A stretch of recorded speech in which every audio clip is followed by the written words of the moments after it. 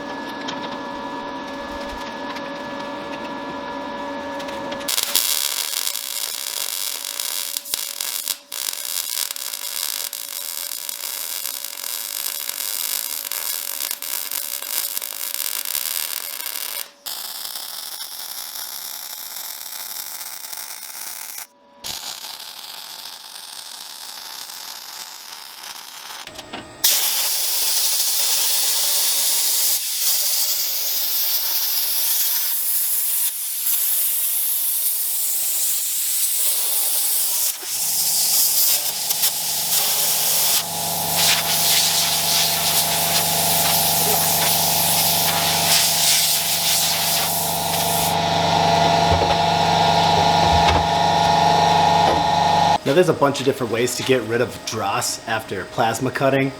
You could simply hit the stuff with a file or a flathead screwdriver, or even just take your grinder right to it.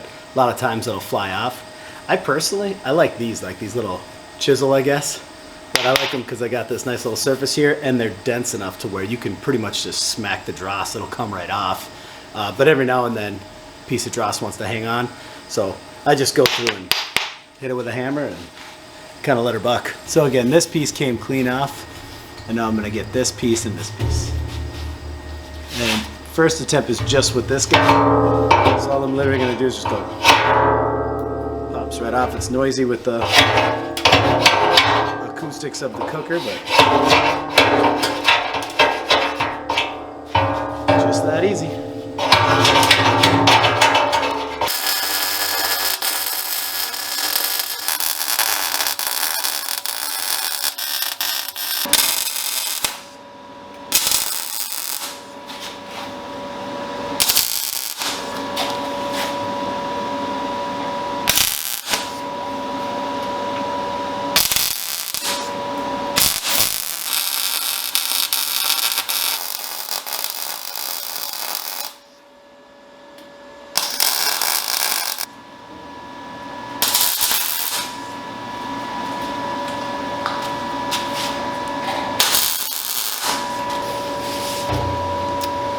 So I'm going to install some of this, it's called Fire Black, it's 3/4 inch wide, high temp gasket material. It's actually for a big green egg.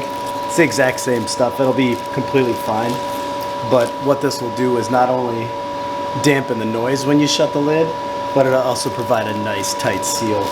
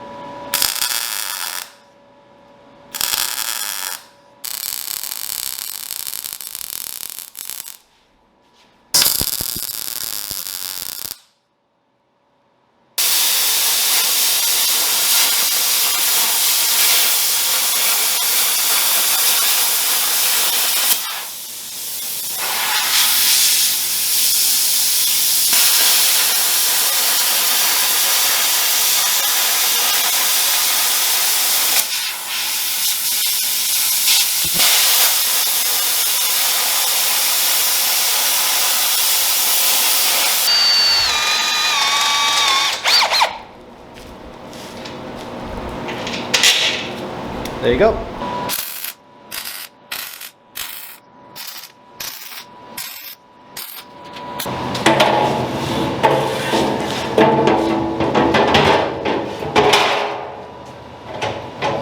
Need to finish this one up. And it's gonna look pretty much identical to this one, just a little bit deeper and a little bit wider.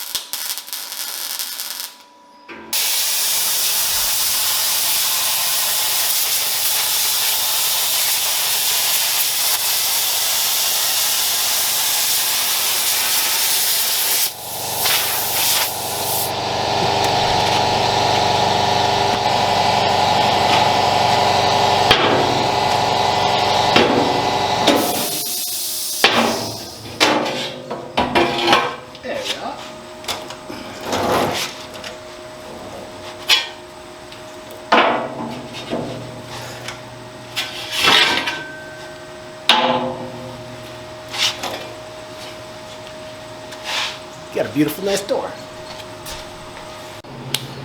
Alright, so I'm about to weld up the inside of the cook chamber on the big guy here. Just on the bottom corners. On the smaller one, I did it on the exterior welds. I just welded everything in because there was pretty decent access to it. Not so much on the big guy. So I'm going to weld the internal seams on the bottom from the inside. And I'm almost out of welding gas, so I figured screw it. I barely ever stick weld anymore. So I'm gonna go ahead and do that, get some arc welding in here using some 7014. Correction, these are 1/8 inch rods. E7014 and be welding on DC. They work pretty good.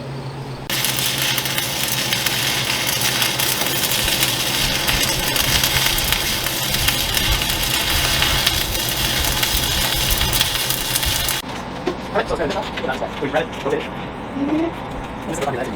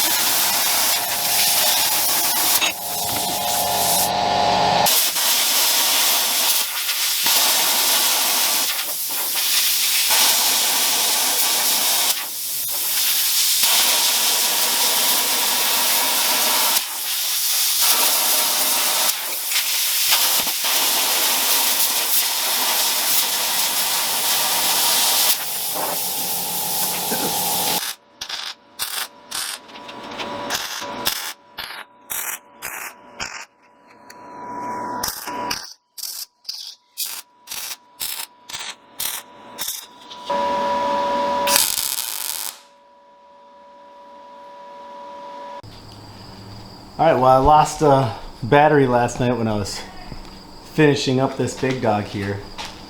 But that's the two of them. Don't have the best lighting right now. That's the two of them side by side. From the floor up, they're 46 inches tall. The lid here is 3 inches deep.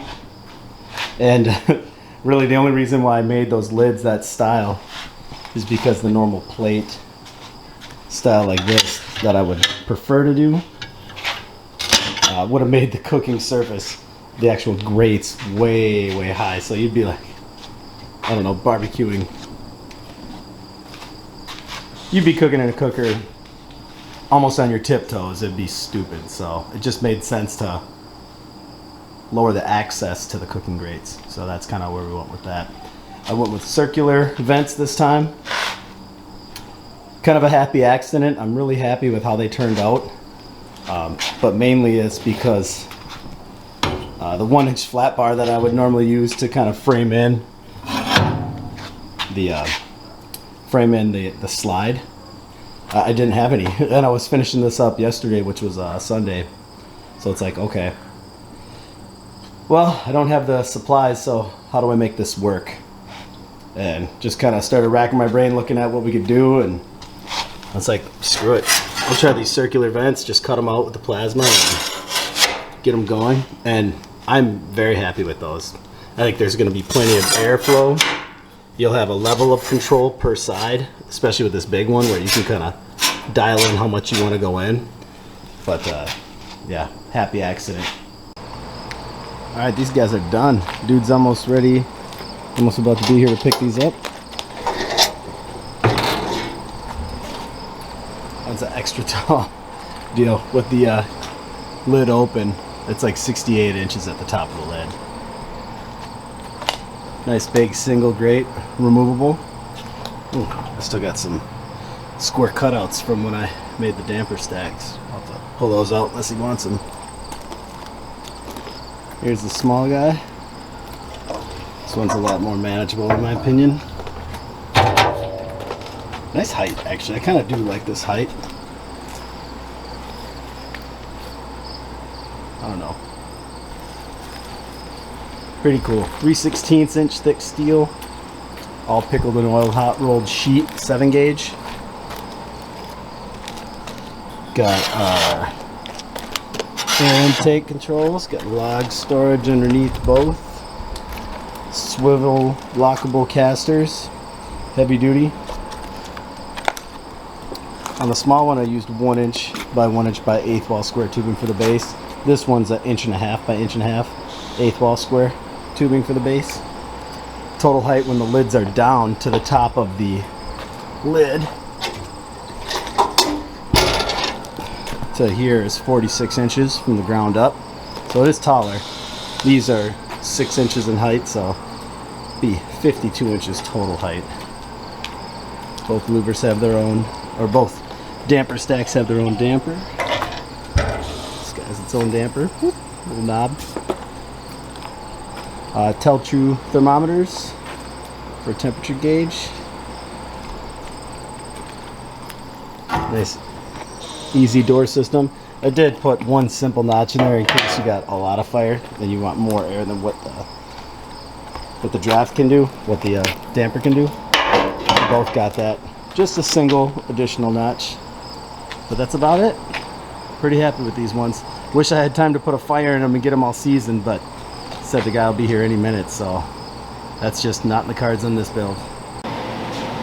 Well, sorry for the hiatus. I know I've had quite a stretch in between build videos, and no excuses besides just busy, but we're all busy. But I've been busy with a couple of buddies of mine, and we opened a brewery. We're actually doing hard kombucha seltzer, and our brand is called Booch, right here. It's only available in Minnesota at key locations right now, handful of liquor stores.